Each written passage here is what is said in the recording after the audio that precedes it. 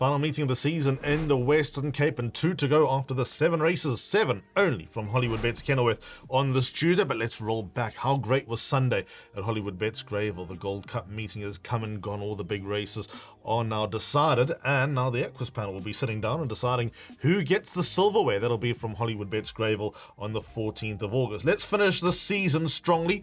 And on that subject, don't forget to like and subscribe to all our social media channels, all the race coast and all the various options that you have, whether it be for Perfectly Placed, whether it be for preview shows like this, or like the ones that are done down in Durban, whatever the case may be. Like, subscribe, support, and tell us what you think. Don't be too harsh though. Let's go through this card. As mentioned, it's 7 races. I wouldn't describe this meeting as something that gets the pulse flowing, but with that said, every race meeting is an opportunity, and we'll try and take this opportunity with both hands. 1:05 is when the meeting gets underway. Right, let's kick off with what is probably the race of the day. The Hollywoodbets Kenilworth welcomes you Juvenile Plate.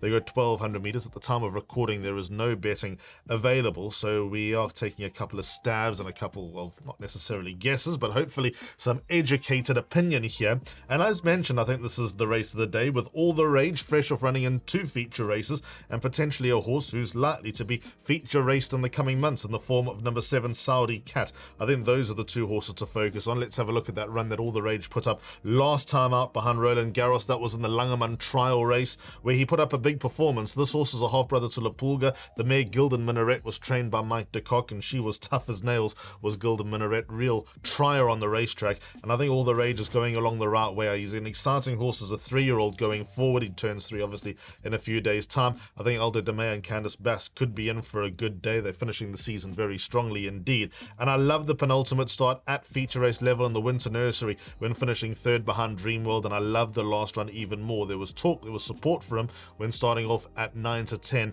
and going down narrowly by Roland Garros. There were the likes of Randolph Hurst in that race and a couple of other highly thought of individuals, and I think he acquitted himself very nicely and put up a lovely performance. So he'll be the one that they all need to beat. He does set the standard on those 2 performances, but what Saudi Cat did on debut was seriously encouraging. Blew them away in good style. Gavin Larena, champion jockey-elect, takes a ride for Vaughan Marshall and made what I think is a nice horse, Chance Encounter, look pretty ordinary. The expectations were fairly low on debut for number 7 Saudi Cat, but the way that he ploughed through the soft and made the field look pretty ordinary was seriously encouraging. Number 5 Spirit going along the right way. Does he have the class to match them? I don't know. I'll have my doubts, but I think that he'll run nicely in defeat, and World Trace is open to improvement. But is improvement enough? Is that going to be enough to see him get the job done? That remains a big doubt. So in the first race, let's keep it simple. Box the exact tip numbers 1 and 7. Race number 2 is the first leg of the pick 6. Just take note of that. Race Coast Maiden Plate for fillies and mares over 1,000 meters. Race 1 being the first leg of the bipod and of the place accumulator on this program. This race doesn't really excite too much. It's the opening leg of the pick 6, which I have tipped. The rerun that we're going to have a look at is that of Swift Serenity, trained by Michelle Ricks and Harold Crawford. Callan Murray takes a ride, stepping along and finishing closer with each and every start. Penultimate start behind Between the Lines was a very good effort. Callan rode her last time where she wasn't disgraced behind a filly who I think is held in high regard and could be anything going forward in the form of Stormwatch.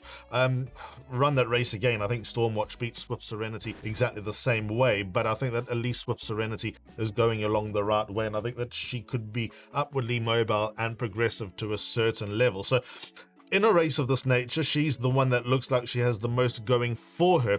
Number 7, Penny's Choice, is worth another chance on debut. Should have a big chance in a race like this, but then she was comfortably beaten by Swift Serenity to the tune of 3 lengths. Is Vaughan Marshall's yard going to bounce back? It's a matter of time. Blinkers go on. Gavin Larena takes her out of this daughter of Vercingetorix, and she is definitely worth including on the first run. Like I said, the second run does leave a bit of a question mark, but we can forgive a couple of indifferent runs. And then the luckless Heritage Ridge, got to be one of the more unlucky horses on the country, actually. Chad Little on board for Paul Rees for the Turf Talk Syndicate.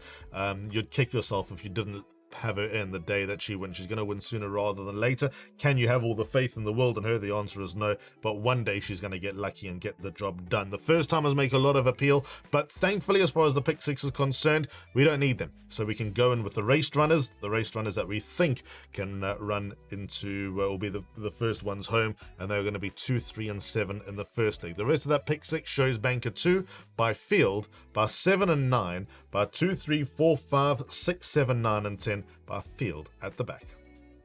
Race number 3 starts Jackpot 1, the Social Squad Maiden Plate. 1,500 meters is the distance. I think the best bet on the card awaits. And the 4 number 2 Sierra Sagrada, Gavin Larena and Vaughan Marshall team up. Lovely last start behind Drickus. A little bit disappointing at the penultimate, but came back after a 2-month break and came back as a gelding.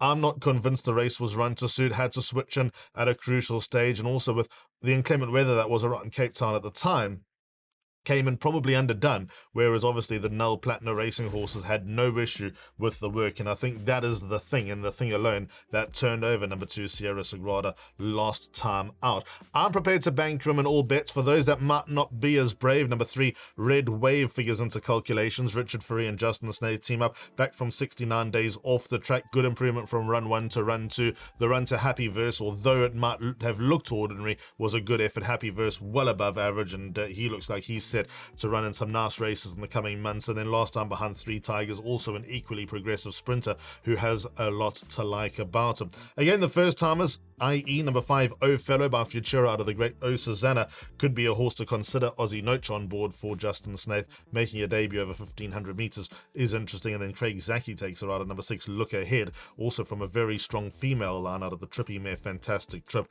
could also represent some sort of interest. But number 2 Sierra Sagrada, very hard horse to beat in race number 3. I'm going to put all my eggs into that basket and suggest that he'll win it.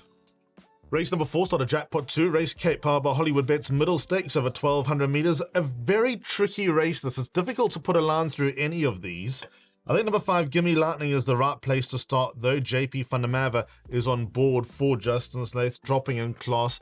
I'd like to believe that if you can give weight to Empire State over 1,100 meters at Hollywoodbets Kenilworth and finish a length and a half behind Empire State, a sprinter that I think has got a lot to come. I'm sure that he's got races like the Merchants, perhaps even next winter down in Durban, written all over him. Then you got to be some sort of force in a race like this, because he's so consistent. His rating doesn't drop. I remember his run in the Cape Merchants and the Differendal Cape Merchants when he was under sufferance and ran 3.5 lengths behind Outlaw King. He was a reserve, and Justin was throwing his toys, disappointed that this horse didn't get in. He couldn't get in, obviously, because his rating was lower than everyone else, but he eventually got in, and he actually made a lot of good ground at number 5 Gimme Lightning. He's the key horse in the race. Is he past the post? No. I think they all got some sort of claims. 1 Surge of Power, the good win last time. Greg Enion's got a string in good form. Gavin Larena down to 55.5. Consider number 2 Global State. Good to have Gavin Smith still with a couple of horses around. Keenan Stain takes her out. I don't think he's been disgraced, number 2 Global State. 3 Mauritius Kestrel at his best would win this race. Tongue Tie goes on. Let's see if that does the trick. Faree's on 4 Scottish, because I'm just going to go through them all. 6 Silver Crown, back from a break with blinkers on for the first time. Probably just going to tee him up for a race in the future. And what about number 7 Makazole? This horse is a 2-year-old and early 3-year-old. Was very, very promising indeed. He's got a lot to like about him, but he's completely fallen off a cliff. Yes, ignore the penultimate start in the Daily News 2000 when he was out to make pace and did it perfectly. 4-8 on 18. The best version of Makazole would be dangerous, but is he at his best at the moment? No. Number 5 Gimme Lightning looks like he probably is. Box Swingers 1 and 5 is going to be my play in race number 4, Surge of Power and Gimme Lightning. Race number 5, the Racing Club, Class 5, fillies and mares over 1,100 meters. I'm isolating this race to just 2 runners. 7 and 9 they will be. Let's have a look at Demoria's maiden win on the 24th of June when beating Chickasaw, and beating Chickasaw without any fuss whatsoever. Brushed her aside. Even the run to She's My World on debut, an excellent performance. Alda De Meye's on board for Candice Bass, and she's upwardly mobile. She's got a lot to like about her. She's a nice athletic filly. She's probably just a sprinter. I'd be surprised to see her sort of be effective over anything more than 1,400 meters. She might be able to get that 1,400 meter trip, but as far as she's sprinting like this and defeating the horses the way that she is, then she is very definitely on the right track, and I'd suspect that she's not going to be running in a Class 5 ever again. She's got that weight for age concession of 9.5 kilos, which makes her able to run in a race like this for 59.5, and I think if she is going to be anything, and she doesn't have to be too good, then she ought to go well. On the other side of the spectrum, though, is Golden Tatiana, number 7, Gavin Larena on board for Glenn Cotson. Now, she started life with a bang. She was given a very hefty merit rating of a once high 97. She's down now to a 69. Now her rating's been dropping steadily, and she's been popping up on the radar time and time again, and she's probably just under delivering a little bit, but on the back of a £3 reduction with champion jockey elect on board, don't leave her out. This is the weakest that she's ever running. Probably unthinkable that she would be running at a level like this when she was a 2-year-old. She's rising 5. I don't know how many more runs she will have, but all in all, the initial version, the original version of number 7, Golden Tatiana, would make light of this field. And even if you go back to the end of summer when she was running 5 lengths behind My Sensation's gone to KZN and done some really good things. 3.5 lengths to the US of A. All those runs are very promising indeed. I don't think anything else has got the class or the progression to come that Golden Tatiana had, or the progression that Du Maurier has. And for that reason, only 2 horses for me. We'll go boxed exact at number 7 and 9. Race number 6, Hollywoodbets.net, Class 4, 1600 meters is the distance.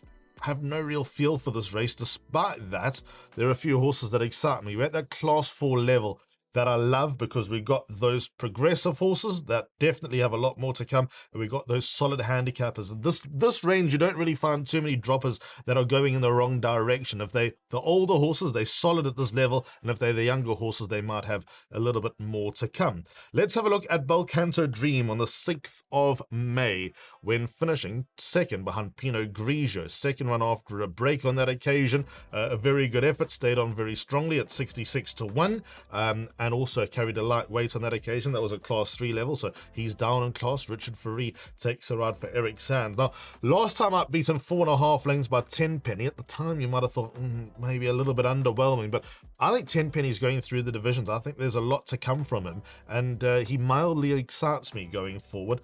Grade 1 horse, no, but I think that there are wins to come from Tenpenny, and I think he's definitely a level above the opposition that he beat last time out. I think he's been very cleverly placed by Paddy Crayer. If you like number 6, Belcanto Dream, funny enough, number 8, Future Turn comes into the picture, but that's by virtue of the 4-kilo allowance from Safiso Bungane, so consider number 8, Future Turn, in all your bets. War Chariot from a deep draw last time, dropped in. Those tactics didn't work with War Chariot. I think that from a better draw, a kinder draw, that he'll be ridden a lot closer to the pace, so he's definitely worth another chance. Number 7, War Chariot, he gives his heart and soul each and every time. He just tends to find a couple better, but he's always on the radar. And then number 3, King's Quest, is definitely climbing the ladder. Aldo takes a ride for Candace here. Number 2, Afrique, has also come out of the maidens and run a good race behind King's Quest, but I'm not sure he can turn that form around. Then there's my old friend Express Yourself.